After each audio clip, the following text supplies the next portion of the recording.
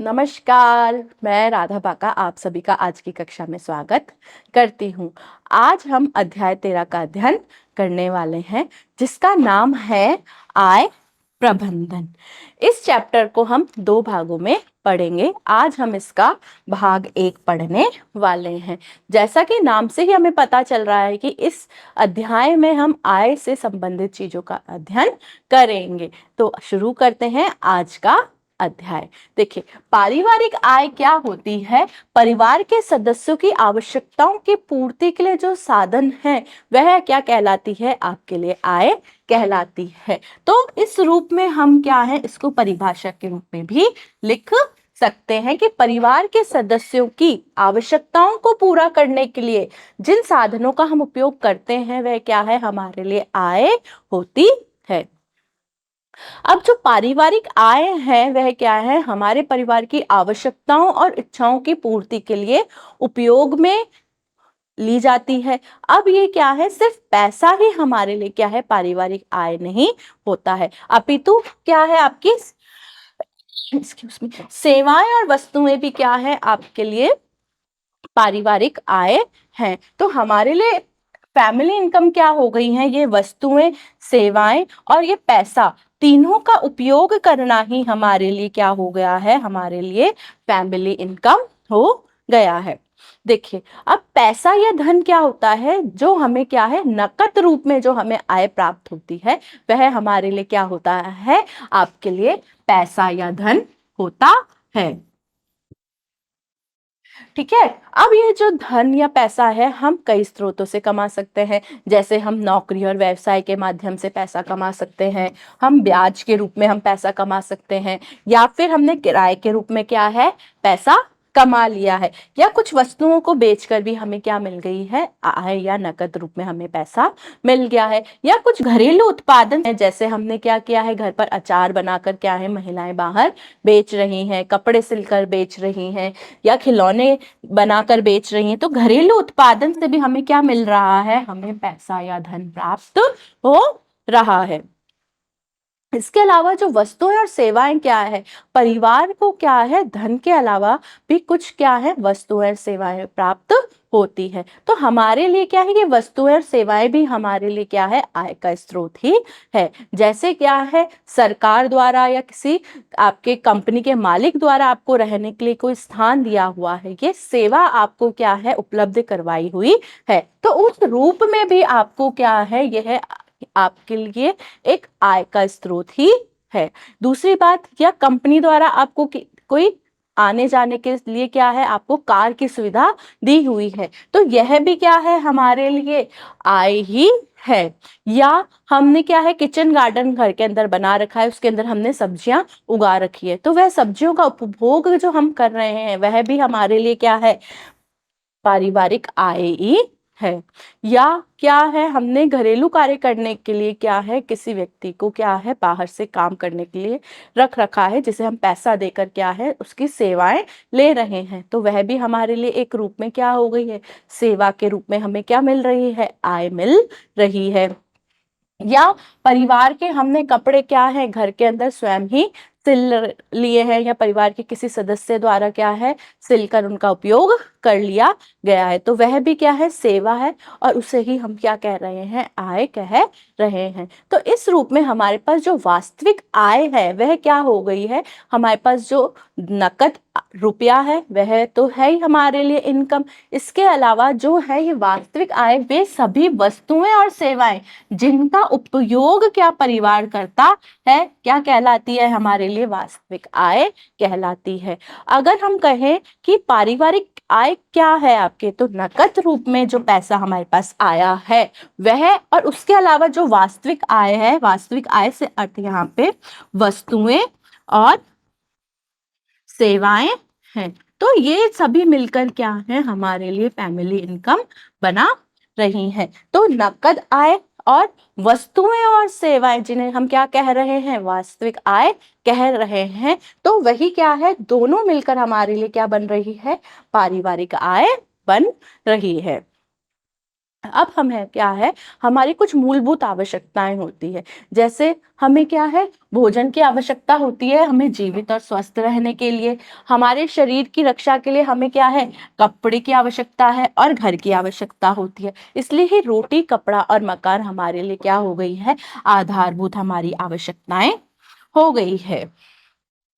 अब ये इसके अलावा भी कुछ हमारी अन्य आवश्यकताएं हो सकती है। जैसे हमें यहाँ से एक स्थान से दूसरे स्थान पर जाना है, तो उसके लिए हम क्या कर रहे हैं, हमारे को क्या है, बस, साइकिल, स्कूटर या कार का हम उपयोग कर रहे हैं। तो यह जो आवश्यकताएं हैं, ये क्या है, हमारे जीवन को क्या बनाती है, आसान और सुगम बनाती है। तो इस रूप में ये हमारे लिए क्या हो गई है, कुछ अन्य आवश्यकताएं भी हो सकती है। जब हमारी आवश्यकताओं की पूर्ति हो जाती है, तो आवश्यकताओं की पूर्ति के बाद में क्या होता है, हमें क्या है, हमारी इच्छाएं होती है कि हमें इन चीजों की आवश्यकताएं हैं या वस्तुओं की हमें आवश्यकताएं हैं। तो हमारी क्या है, आवश्यकताओं का पूर्ण हो जाने के बाद हम क्या चाहते हैं, हमारी इच्छाएं पूर्ण करना चाहते हैं। जैसे हम कहें कि हमारी जो मूलभूत आवश्यकताएं हैं वह पूरी हमने कर ली है। इसके बाद में हम क्या है, हमारे घर परिवार के लिए क्या है, जैसे टीवी है, बड़ा घर है या कार हम आदि खरीदना चाहते हैं। तो यह क्या हो गई है, ये चाहने की इच्छा हमारे लिए क्या हो गई है, इच्छाएं हो गई है। क्योंकि इनके बिना जीवन बिताया जा सकता है, लेकिन मूलभूत जो आवश्यकताएं हैं जिन्हें हमें पूरा करना है, वह हमारे जीवन के लिए आवश्यक हो जाती है। ये आवश्यकताएं वे जरूरतें हैं जो जीवन को आसान बना रही है, जबकि हमें इच्छाएं क्या है, हमें प्रसन्नता का अनुभव देती है। तो हमें इच्छाएं क्या है, हम प्रसन्नता का अनुभव करवाती हैं। वहीं ये आवश्यकताएं हमारी क्या होती हैं, जरूरत होती है और साथ ही साथ हमारे जीवन को आसान भी हमें बनाती है। जैसे क्या है, हम हमारे घर परिवार में एक पंखा लगाते हैं, तो ये हमारी आवश्यकता हो सकती है। वहीं हम क्या है, घर के अंदर क्या है, एसी खरीदना चाहते हैं, तो ये हमारी क्या हो गई है, इच्छा हो गई है, जिससे हमें क्या है, मन में संतोष या प्रसन्नता का भाव हमें उत्पन्न होता है। देखिए, अब क्या है, हमारी जो पारिवारिक आय मिलने के बाद में क्या है, हम परिवार की आवश्यकताओं की पूर्ति के लिए क्या करते हैं, किसी ना किसी रूप में व्यय करते हैं। तो कुछ परिवार की जो आवश्यकताओं की पूर्ति के लिए हम जो विभिन्न वस्तुएं और सेवाएं जो हम खरीदना के लिए हम जो खर्चा कर रहे हैं, वही क्या हो गया है, हमारे लिए व्यय हो गया है। हमने कुछ क्या है, सामग्री खरीदी, वस्तुएं खरीदी या सेवाएं हमने जो खरीदी है, वह क्या है, हमारे लिए व्यय होती है। देखिए, अब जो ये वस्तुएं हैं, ये क्या है, हमें दैनिक जीवन में विभिन्न वस्तुओं की हमें आवश्यकता हो सकती है। जैसे हमें क्या है, खाद्य सामग्री की आवश्यकता है, तो खाद्य सामग्री के हमें पकाने के बर्तन चाहिए। या हमें कपड़े हैं, तो कपड़े खरीद पहनने के बाद में हमें क्या है, कपड़े धोने के लिए हमें क्या है, उसकी सामग्री चाहिए। या प्रेस करने के लिए हमें क्या करना है, इस्त्री या आयरन की आवश्यकता हो सकती है। ये हमारे लिए क्या है, हमारे पारिवारिक जीवन की क्या है, ये वस्तुएं हैं। वही सेवाएं क्या है, हमारे लिए उपयोगी सुविधाएं हैं, जिससे हमारा जीवन क्या हो रहा है, आसान हो रहा है। जैसे मैंने अभी आपको आने जाने के लिए बताया, यातायात सेवाएं, या फिर हमें क्या है, बिजली की जो सेवा मिल रही है, या हमें पानी की जो सुविधाएं मिल रही हैं, ये सभी चीजें क्या है, हमारे लिए सेवाएं हैं। इसके अलावा हमें क्या है, हमें समाज द्वारा या कहीं पे क्या है, सामुदायिक सेवाएं भी हमें मिलती है, या चिकित्सीय सेवाएं भी हमें जो मिल रही है, अस्पताल मिल रहे हैं, ये भी क्या है, हमारे लिए सेवाएं हैं। तो अब मैं समझ पा रही हूँ कि आपको वस्तुएं और सेवाओं में क्या है, अंतर पता चल रहा होगा। वस्तुएं तो क्या है, जो हम हमारे उपभोग के लिए क्या है, उपयोग ले रहे हैं। वही सेवाएं क्या है, हमारे जीवन को क्या है, उपयोगी हमें जो सुविधाएं दे रही है, साथ ही साथ हमारा जीवन क्या बना रही है, आसान बना रही है, वह हमारे लिए क्या हो गई है, सेवाएं हो गई है। तो इन सेवाएं और वस्तुओं के लिए हमें क्या करना पड़ता है, कुछ भुगतान करना पड़ता है। तो इन पर जो हम खर्च किया गया हमारा जो पैसा है, वही क्या कहला रहा है, हमारे लिए व्यय कहला रहा है। व्यय योजना बनाने के लिए हमें कुछ चीजों का ध्यान रखना चाहिए, ताकि क्या है, हम हमारी जरूरतों को पूरा कर पाए। जैसे यदि हम खर्च किए गए पैसे का भरपूर लाभ लेना चाहते हैं तो हमें क्या बनाना है, व्यय की योजना बनाना आवश्यक हो जाता है। यह योजना हमें यह बताती है कि हमने कितना पैसा कहाँ पर खर्च किया है। तो इससे हमें ये पता चल रहा है कि हमें जो पैसा खर्च करना है या सही रूप में जो हमें पैसा खर्च करना है तो वह कहाँ पर और किस ढंग से हम उसको खर्च कर पाए। देखिए, ऐसी योजना बनाने के लिए हमें निम्न बातों का हमें ध्यान रखना चाहिए कि हमारे पास जो आय है, देखिए परिवार की विभिन्न विभिन्न परिवार की आय क्या है, भिन्न भिन्न हो सकती है। तो उसके लिए हमें विभिन्न मदों के अंदर उसको बांट लेना चाहिए। जैसे विभिन्न मद क्या हो सकते हैं, जैसे हमें खाने पीने पर खर्च कितना करना है, हमें परिवार के लिए कितना कपड़े पर खर्च करना है, या हमें मकान पर या शिक्षा पर या यातायात के साधन या घरेलू सेवाएं और मनोरंजन पर हमें कितना कितना हमारी फैमिली जो इनकम है उसके आधार पर हमें कितना खर्च करना है। तो हमें विभिन्न मदों में उनको बांट लेना चाहिए। दूसरी बात, हम जब इन्हें विभिन्न मदों में बांट लेते हैं तो इनको विभिन्न मदों में बांटने के लिए हमें क्या, हमारी जो मूलभूत आवश्यकताएं हैं उनको भी हमें ध्यान में रखना चाहिए। जैसे हमने रोटी कपड़ा और मकान के बारे में अभी हमने कहा कि हमारी आधारभूत आवश्यकताएं हैं, तो इन्हें हम क्या कह सकते हैं, प्राथमिक आवश्यकताएं कह सकते हैं। तो हमें क्या है, हमारे इनकम का एक हिस्सा तो क्या है, हमें पूर्ण रूप से प्राथमिक आवश्यकताओं पर खर्च करना होगा। द्वितीय हमारी आवश्यकताएं हो सकती है जब हमारी प्राथमिक आवश्यकताएं पूर्ण हो गई है तो उसके बाद में हमारी क्या है, द्वितीय आवश्यकताएं हमारे लिए हो जाती है। जैसे हमने रोटी कपड़ा मकान पे क्या है, इतना % पैसा हमारे इनकम में से क्या है, खर्च कर दिया। फिर उसके बाद में हमें क्या है, शिक्षा पर या घर की जो भी आवश्यक सामग्रियां हैं उस पर भी हमें कुछ रूप में पैसा खर्च करना पड़ेगा। इसके बाद में हमें क्या है, हम जब हमारी प्राथमिक और द्वितीय आवश्यकताएं पूरी हो जाती है तो हम हमारे इनकम में से किस पर खर्च करते हैं, हमारी आराम और विलासपूर्ण वस्तुओं पर क्या है, हम हमारा खर्चा करते हैं। तो इस रूप में हम क्या है, हमारी प्राथमिक और द्वितीय आवश्यकताएं पूर्ण करने के बाद जो भी हमारे पास शेष धन बचता है उसको हम किस पर खर्च कर रहे हैं, हमारी इच्छाओं पर खर्च करते हैं, जिससे हमारा जीवन क्या होता है, आराम आता है। इसे हम विलासितापूर्ण जीवन भी कह सकते हैं। जैसे हम, हमारे लिए क्या है, मकान हमारी आवश्यकता है। जब हमारे मकान की समस्त आवश्यकताएं पूरी खर्च हो जाती है तब हम चाहते हैं कि हमारा जो मकान है वह उसमें क्या हो, हमारे लिए हम कुछ आरामदेह वस्तुएं भी खरीद ले। जैसे क्या है, हम मकान के लिए क्या खरीद लें, सोफा खरीद लें, या फिर हम खाने की मेज खरीद लें, या अन्य अन्य जो भी है हमें परिवार के अंदर या घर के अंदर क्या है, हमें जो आराम दे रही है वे वस्तुएं हम खरीद लें। इन वस्तुओं को हम तभी खरीदते हैं जब हमारी क्या है, प्राथमिक और द्वितीय आवश्यकताएं पूरी हो जाती है।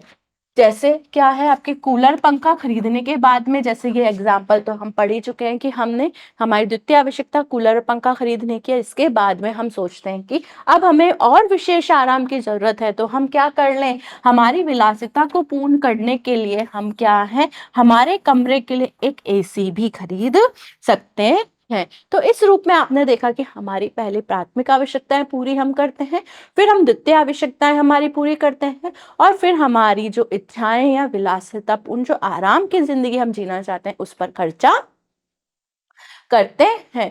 जब हमारे आय और व्यय में से जो कुछ भी शेष राशि हमारे लिए बचती है तो उसको हम हमारे परिवार की आवश्यकताओं की पूर्ति के बाद में क्या है, हम हमारी आपातकालीन स्थिति के लिए कुछ पैसा क्या करते हैं, बचाकर रखते हैं, जिसे हम क्या कहते हैं, सेविंग कहते हैं। तो ये जो सेविंग है ये क्या है, आय, जो हमारी आय है, जो भी हमारी फैमिली इनकम है उसके बाद में जो भी हमने खर्च किया है, तो खर्च करने के उपरांत जो बची धनराशि है उसे हम क्या कहते हैं, बचत कहते हैं, जिनका उपयोग हम भविष्य की आवश्यकताओं की पूर्ति के लिए करते हैं। तो अब हम इसको, बचत को इस रूप में कह सकते हैं कि यह बचत क्या है, हमारे लिए हमारे पास जो आय है और जो हमने व्यय किया है उसके बाद में हमारे पास जो भी चीज बच रही है वह क्या कहला रही है, हमारे लिए सेविंग या बचत कहला रही है। और इन बचत का उपयोग हम किसके लिए करते हैं? हमारी भविष्य की आवश्यकताओं की पूरी करने के लिए कर रहे हैं। तो हमेशा हमें ध्यान रखना है कि हमारी जो बचत है वह क्या है, हमारे कुल खर्च और कुल आय से क्या होनी चाहिए? कम होनी चाहिए। अब क्या है आपके, हम जो आय का प्रबंधन कर रहे हैं यानी कि जो इनकम का हम मैनेजमेंट कर रहे हैं वह क्या है, आपके परिवार के लिए क्या हो, नियोजित नियंत्रित ढंग से क्या हो, उपभोग करना ही क्या हो गया है आपके लिए आय का प्रबंधन हो गया है। इसको हम कह सकते हैं कि हमें इस तरह से हमारी आय को प्रबंधित करना है कि हमारी जो परिवार की आवश्यकताएं हैं वह क्या है आपके पूरी भी हो, और किस रूप में पूरी हो, एक नियोजित और नियंत्रित ढंग से हम जो भी क्या है हमारी आवश्यकताओं को हम पूरा करें, या हम हमारी जो चीजें हैं उनका उपभोग करना ही हमारे लिए क्या हो गया है, आपके लिए आय प्रबंधन हो गया है। देखिए परिवार के अंदर क्या है, विभिन्न मदों पर खर्च करने के लिए हमें क्या है, वितरित किया गया पैसा क्या हो गया है, हमारे लिए आय प्रबंधन कहलाता है। जैसे हमारे पास जो भी पैसा है उस पैसे को, या हमारी फैमिली इनकम सपोज करिए 15,000, 20,000 या 25,000 है, उसमें से हमने क्या है, जिन जिन मदों पर परिवार की जो आवश्यकताएं वाली मदें हैं, जैसे प्राथमिक आवश्यकता, द्वितीय आवश्यकता या विलासपूर्ण आवश्यकता है, तो उस पर जो हमने पैसे का धन का जो वितरण किया है वही हमारे लिए क्या हो गया है, आय का प्रबंधन हो गया है। तो आपने कई बार ऐसा भी देखा होगा कि दो परिवारों की समान आय होने पर क्या है, एक परिवार आपके क्या है कम पैसे में भी बहुत अच्छा जीवन व्यतीत कर लेता है, वहीं दूसरा परिवार क्या है अधिक पैसे का होने पर भी क्या है उतना अच्छा जीवन क्या है व्यतीत नहीं कर पाता है। क्यों? क्योंकि हम क्या है आय को क्या है पूर्ण रूप से अच्छे से या नियोजित ढंग से क्या है हम उसको, या नियंत्रित रूप से हम उसको क्या है प्रबंधित नहीं कर पाते हैं। तो इसलिए ही हमें क्या है आय का प्रबंधन करना आवश्यक हो जाता है, ताकि हमारा जीवन क्या है आसान हो सके। देखिए आय प्रबंधन के कुछ तरीके हो सकते हैं, जैसे व्यय करने से पूर्व हमें यह ध्यान रखना है कि हमें कुछ आय का हिस्सा किस रूप में, बचत के रूप में अवश्य ही रखना चाहिए। कि हमें यह ध्यान रखना है कि हमारी जो भी फैमिली इनकम है उसमें से हम क्या है व्यय करने के बाद में कुछ धनराशि हम किसके लिए रखें, सेविंग के लिए रखें। जब हम पारिवारिक आय के उपभोग पर नियंत्रण कर रहे हैं तो उसके दो तरीके हो सकते हैं। पहला कि जो भी हम खरीदारी कर रहे हैं वह सही मात्रा में करें, और जितनी परिवार की आवश्यकता है उसके अनुरूप ही हम क्या है खरीदारी करें, ज्यादा खरीदारी ना करें, या हम इस रूप में खरीदारी ना करें कि जो हमारा पैसा है वह बर्बाद हो रहा है। तो हमें सबसे पहले ये करना है कि जो भी हम परिवार के लिए आवश्यक सामग्रियां जो भी खरीद रहे हैं वह क्या है हमारी आवश्यकताओं के अनुरूप ही होनी चाहिए। दूसरी, हमारी जो समय, ऊर्जा, ज्ञान, कौशल का उपयोग करके ही हमें खरीदारी करनी चाहिए। देखिए गृहिणियां क्या है आपके, हमारे खुद का क्या है कौशल, या फिर क्या है आपके पास जो भी आपके ज्ञान है, कौशल है, उसके माध्यम से क्या है खरीदारी करती है। एक महिला तो क्या है आपके क्या है सामग्रियों का इस तरह से चयन कर रही है कि उसके परिवार की पूर्ण आवश्यकताएं पूरी हो, वहीं दूसरी महिलाएं क्या है आपके विलासपूर्ण वस्तुओं पर ज्यादा खर्च कर रही है, या अन्य ऐसी चीजों की खरीदारी कर रही है जो परिवार की आवश्यकताओं को पूरा नहीं कर रही है। तो उस रूप में क्या है आय का प्रबंधन आपका बिगड़ जाएगा। इसलिए आपके परिवार की जो आय है उस पर आप नियंत्रण करने के लिए इन दो चीजों को अपना सकते हैं कि आपकी खरीदारी सही मात्रा में हो और परिवार की आवश्यकताओं के अनुरूप हो। और दूसरा, आप जब भी कोई चीज खरीद रहे हैं तो आप अपने ज्ञान और कौशल का उपयोग जरूर करें कि आपके परिवार के लिए कौन सी चीज बेहतर हो सकती है। धन के उपयोग का कोई भी तय तरीका नहीं होता है। क्यों? क्योंकि एक समान आय वाले परिवार की आवश्यकताएं और इच्छाएं भी क्या हो सकती है, जरूरी नहीं है एक जैसी ही हो। तो इसके लिए क्या है, जैसे हम एक छोटा सा एग्जाम्पल देख लेते हैं कि हमारे परिवार की क्या है प्रति माह कितनी है, 5,000 रुपए क्या है हमारी फैमिली इनकम है। तो हमारी दोनों ही परिवार की जो आवश्यकताएं हैं और जो इच्छाएं हैं वह भिन्न भिन्न हो सकती है, क्योंकि हो सकता है एक परिवार कहाँ रह रहा हो, आपके गांव में रह रहा हो, और एक परिवार क्या है आपके शहर में रह रहा हो। तो दोनों की आवश्यकताएं और इच्छाएं क्या होगी, उस रूप में भिन्न भिन्न होगी।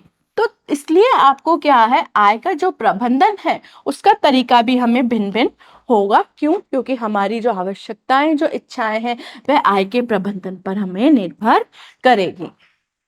देखिए, आय और व्यय का हमें क्या है, सबसे अच्छा तरीका है कि हम क्या है, हमारे आय और व्यय का क्या है ब्यौरा रखें, जिससे हमें पता रहे कि हमारी ये इनकम है और कितना हमने खर्च किया है, उससे हमें क्या क्या फायदे होंगे। देखिए, यह क्या है, एक साधारण तरीका है जिसमें हम दैनिक आय और व्यय का ब्यौरा रखते हैं, जिसके लिए हम क्या कर सकते हैं, एक दैनिक रिकॉर्ड बना सकते हैं, या फिर हम एक डेली डायरी भी रख सकते हैं, जिसमें हम क्या कर सकते हैं, जो भी हमारे रोजमर्रा के हिसाब हैं उसे हम क्या कर सकते हैं, उस नोटबुक में हम लिख सकते हैं।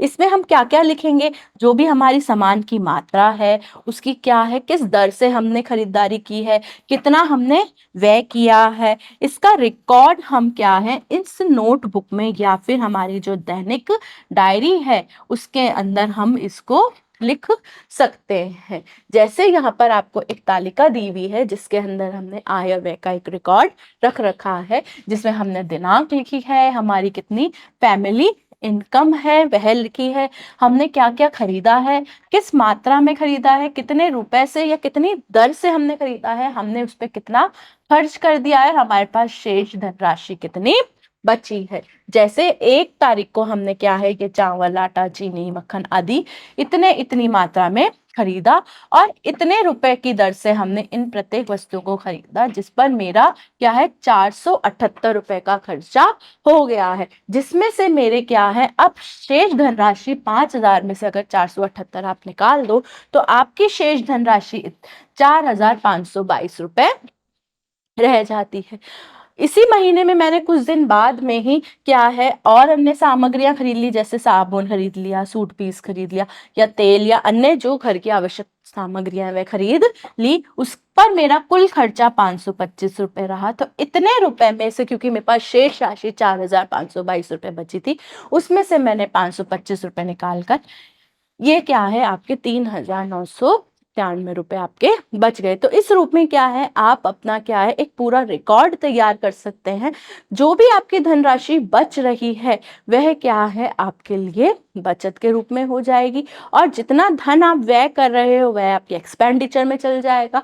तो आपके इस रूप में हमें पता रहेगा कि हमने क्या है इस पूरे महीने में इतना खर्चा इतनी चीजों पर किया है।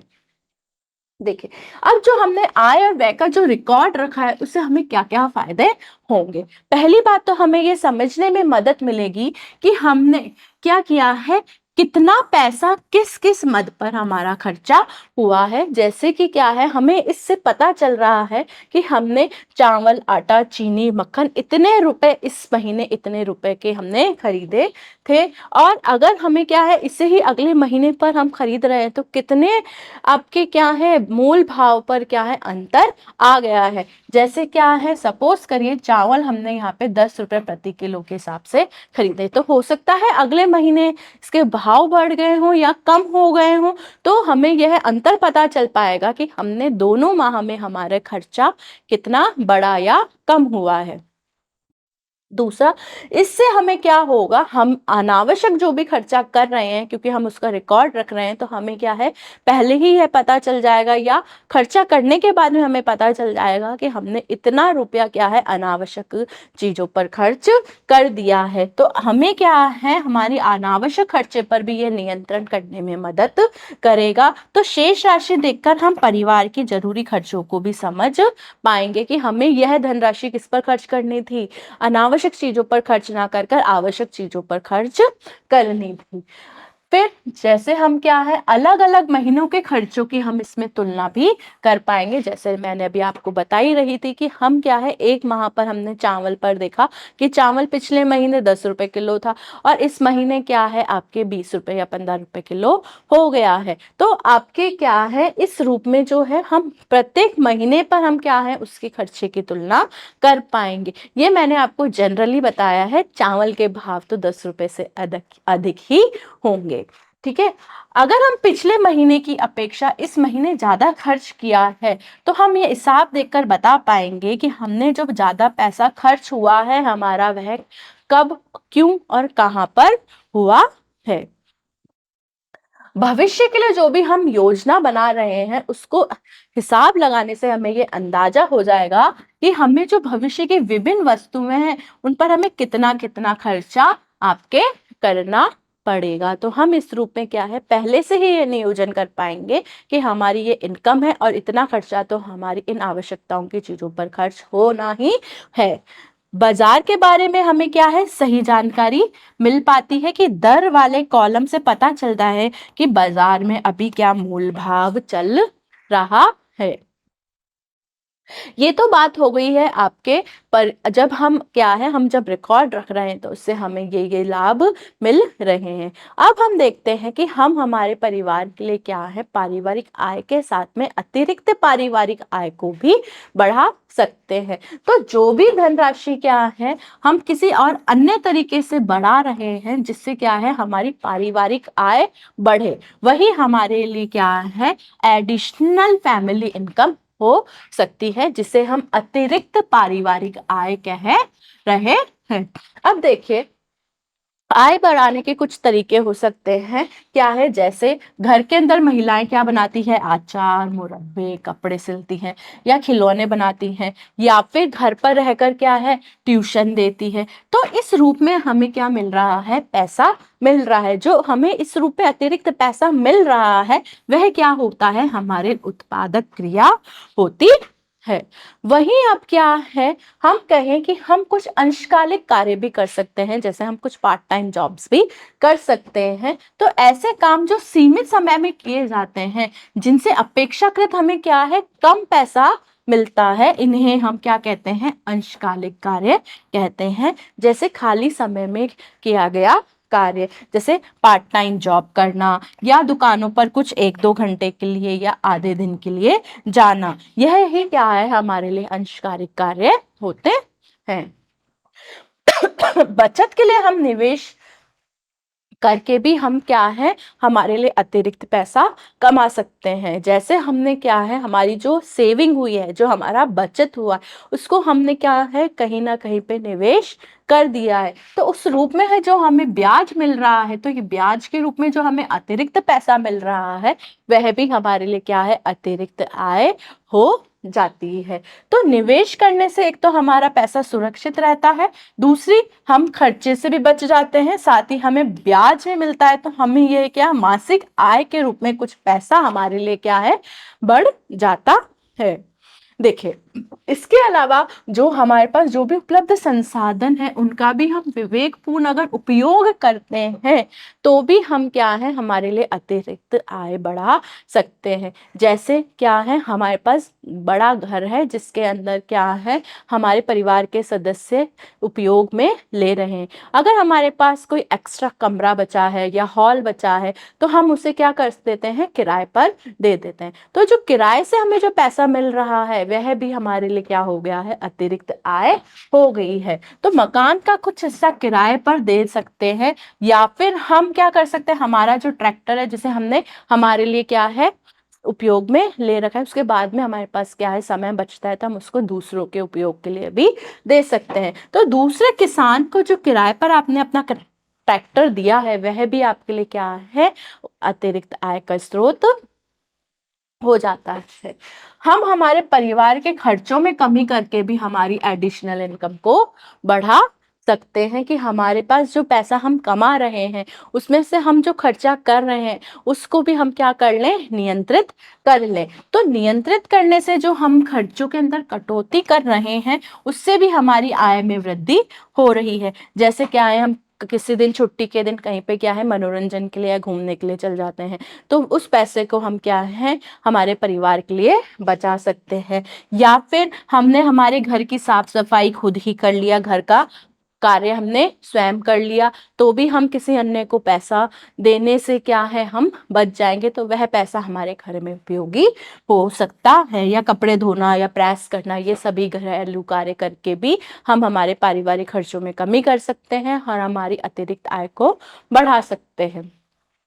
देखिए, अब क्या है, हम जो बचत है तथा हम क्या करते हैं, निवेश करते हैं। अब बचत क्या हो गई, मैंने आपको वैसे ही बता दिया कि जो भी हम क्या है हमारी वर्तमान आय है उसमें से जो धन है उसे हम क्या करते हैं हमारी आपात स्थिति के लिए या भविष्य की आवश्यकताओं के लिए हम क्या है अलग से रख देते हैं।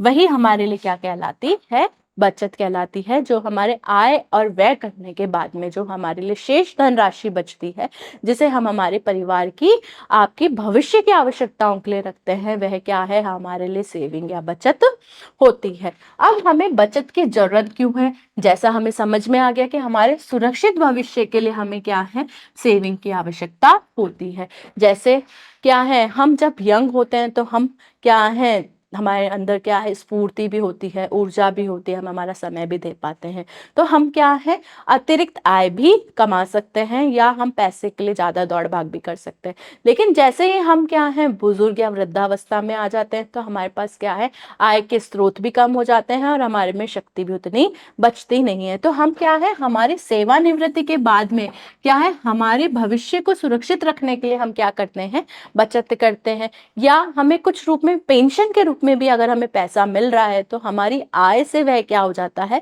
आधा हो जाता है, जिससे हमारी आवश्यकताओं की पूर्ति नहीं हो पाती है, या हम जो मासिक तनख्वाह है उसके मुकाबले में वह कम हो जाती है और हमें इसी मासिक तनख्वाह में क्या है हमारे परिवार के खर्चों को करना होता है, जो कि क्या है हमारे परिवार के खर्चे तो क्या है बढ़ते ही चले जाते हैं और हमारी मासिक आय क्या होती है कम हो जाती है। तो उस रूप में क्या है हमें क्या है हमारे पैसे में से कुछ पैसा हमारे भविष्य के लिए सुरक्षित रखना होता है। या नौकरी नहीं है, सपोज करिए जैसे अभी कोविड का समय निकला था, तब क्या है हमारे पास नौकरी नहीं है, तो उस समय क्या है हमारे पास जो ये पैसा बचा हुआ था वही हमारे क्या है परिवार के लिए काम में आया था। तो हमें नौकरी के समय की हुई बचत इस अभाव में पूरा करने में मदद मिलती है कि हमें कभी अगर नौकरी नहीं है तो उस समय हम इस बचत का प्रयोग कर सकते हैं। या हमारे परिवार में कभी क्या है आपातकालीन स्थिति हो गई है, कोई परिवार के अंदर अचानक बीमार हो गया है या गंभीर रूप से बीमार हो गया है या कोई दुर्घटना घट गई है, तो उस रूप में भी हमें क्या है तुरंत मेडिकल हमें आवश्यकताएं या मदद लेनी होती है, जिसे हम आपातकालीन स्थिति कहते हैं। तो अचानक जो आई हुई विपत्ति है उसको पूरा करने के लिए भी हमें क्या है यही बचत हमारे लिए काम में आती है। तो इस प्रकार की अनदेखी स्थितियों के लिए भी हमें क्या करना है परिवार के अंदर बचत करनी है।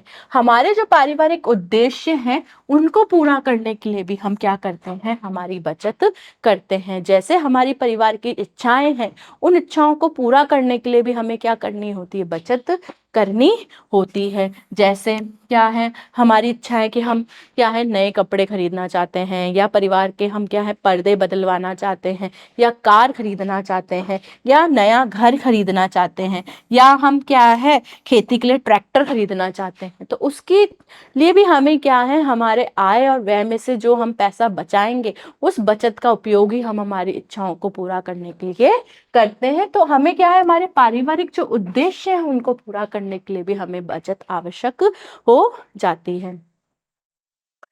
क्या है हमें क्या है घर और कार और ट्रैक्टर के लिए क्या है एक बड़ी धनराशि की आवश्यकता होती है, और यह धनराशि या हमें बड़ा मकान खरीदना है तो उसके लिए भी हमें ज्यादा धनराशि की आवश्यकता होती है। तो हमें क्या है कई वर्षों तक हमें क्या है धीरे धीरे क्या है बचत करनी पड़ सकती है। तो हमारे जो लंबे या दीर्घकालिक पारिवारिक उद्देश्य है उनकी पूर्ति हेतु हमें क्या है बचत करनी बहुत ज्यादा जरूरी हो जाती है। अब परिवार का जो रहन सहन है उसको उसके अंदर वृद्धि करने के लिए भी क्या है हमें क्या है हमारे जो मुख्य मुख्य खर्चे हैं उनको तो हमें पूरा करना ही है, तो उस पे तो हमें व्यय करना है। जब हम इन व्यय के बाद में जो धनराशि हम हमारे लिए बचाते हैं, तो हमारे जीवन के रहन सहन के लिए हम उसका उपयोग करते हैं। जैसे क्या है, हमारे पास जब धनराशि पर्याप्त हो जाती है तो उसका प्रयोग हम क्या है, कार खरीदने, वॉशिंग मशीन खरीदने, टेलीविजन खरीदने आदि आदि के रूप में क्या है, इस धन की को हम क्या है उपयोग में लेकर आते हैं। तो इस रूप में क्या है, हमारी बचत से हमारे जीवन के रहन सहन में भी वृद्धि होती है। तो बचत भी क्या है, आपके रहन सहन में वृद्धि करने के लिए आवश्यक हो जाती है। अगर हम परिवार के अंदर या परिवार का कोई भी सदस्य है, क्या है, कोई स्वयं का रोजगार खोलना चाहता है, तो स्व रोजगार के लिए भी हमारे पास जो सेविंग होती है उसका उपयोग हम क्या है, नए रोजगार खोलने के लिए करते हैं।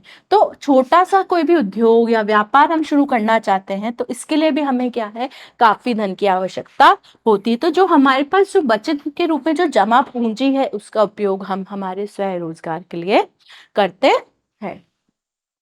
अब बचत के रूप में हमें क्या है, हमें कुछ सावधानियां ध्यान में रखनी चाहिए, जिससे क्या है, हम हमारी जो पैसा है उसको अच्छी तरह से संचित कर पाए और अच्छी तरह से उसको सेव कर पाए। पहली हमारी जो भी हम बचत कर रहे हैं वह क्या होनी चाहिए, हमारे लिए व्यवहारिक होनी चाहिए। जैसे हम कहें कि हमारी मासिक आय 5,000 रुपए है, तो हम ये नहीं कह सकते कि मैं इस 5,000 में से 2,000 बचा लूंगा, क्योंकि आप 3,000 रुपए में क्या है, आप कभी भी अपनी आवश्यकताओं की पूर्ति परिवार के लिए नहीं कर सकते हैं। यह क्या है, आप धीरे धीरे कई महीनों में धनराशि अपनी जरूरत के हिसाब से जमा कर पाएंगे कि आप इस 5,000 में से क्या है, कभी आपने क्या है 1,000 बचा लिए, कभी 500 बचा लिए, या कभी आपने अधिक बचत भी कर ली और कभी आपने कम बचत भी कर ली। तो इस रूप में आपकी जो बचत की राशि है वह क्या है, धीरे धीरे बढ़ती है। तो हमें जो बचत है वह क्या होनी चाहिए, सबसे पहले तो हमारी व्यवहारिक होनी चाहिए कि हमारे परिवार की जो मूल आवश्यकताएं वह तो पूरा करें, और उसके बाद में जो हमारी धनराशि है, जो हम क्या है धीरे धीरे क्या है, हम हमारे लिए परिवार के लिए बचाते हैं। दूसरी हमें क्या है, अब जो बचत है उसे हमें क्या रखना चाहिए, नियमित रखना चाहिए। जब भी हमें बड़ी धनराशि इकट्ठा करनी है, तो उसके लिए हमें क्या है, कई वर्षों तक प्रति माह नियमित रूप से हमें क्या करना होगा, पैसा बचाना होगा। तो बचत करने के लिए पहली बात तो आप व्यवहारिक आप उसकी बचत को रखिए। दूसरी बात, आप उसको क्या है, नियमित रखिए, जिसे आप लंबे समय तक भी रख सकते हैं। या फिर आपको ये जो बचत है वह क्या है, एक निश्चित उद्देश्य के लिए बनानी चाहिए, कि आपका एक उद्देश्य है कि परिवार के मुख्य मुख्य उद्देश्य है कि हमें क्या है, मकान बनाना है, घर परिवार में क्या है, अपने बच्चों की शादी करनी है, या हमें क्या है, बच्चों की पढ़ाई के लिए हमें आगे पैसा चाहिए, या कार खरीदने के लिए हमें पैसा चाहिए। तो हमें क्या है, जब हम इस बचत के लिए क्या है, कोई मन में उद्देश्य बना लेते हैं, तो हम उद्देश्य बनाकर क्या है, घर परिवार के लिए बचत कर पाते हैं। तो हमें क्या है, बचत करने के लिए एक उद्देश्य भी रखना चाहिए। आज के अध्याय में हमने क्या है, आप आय देख ली है कि आय क्या है, आय के स्रोत कौन कौन से हैं, पारिवारिक आय को आप किस रूप में खर्च करें, यानी कि आपने देखा कि व्यय क्या होता है, आय और व्यय को जो बची हुई राशि है वह हमारे लिए बचत है। आप बचत को किस किस रूप में कर सकते हैं। अब इसके ही हम दूसरे भाग के अंदर क्या है, निवेश के बारे में पढ़ेंगे, क्योंकि जो हम पैसा बचाते हैं वही हम क्या करते हैं, निवेश करते हैं। तो अगले भाग में हम मिलते हैं। धन्यवाद बच्चों, थैंक यू।